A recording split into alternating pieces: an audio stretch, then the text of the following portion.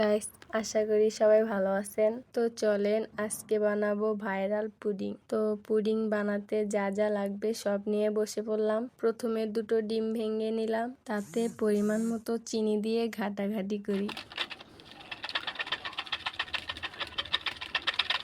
Mix করা ডিমে half litre দুধ ঢেলে দিয়ে আবার ঘাটাঘাটি করতেছি। এখন ডিমের গন্ধ দূর করতে 1 চা চামচ ভ্যানিলা ফ্লেভার এসেন্স দিয়ে আবার ঘাটাঘাটি করলাম। তারপর একটা সসপ্যানে চিনি দিয়ে ক্যারামেল বানিয়ে নিলাম।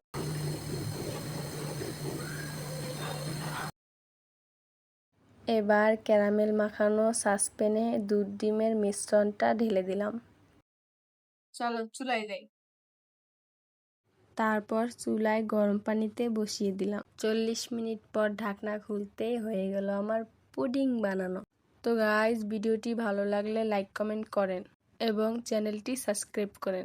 একটা খাওয়া দেখি কেমন স্বাদ। না একটু নি খাই। চামচ কই? হাত দিয়ে মানুষ খায়? হাত দিয়ে খামো। খাইছো বিসমিল্লাহ। কেমন স্বাদ? সেই স্বাদ।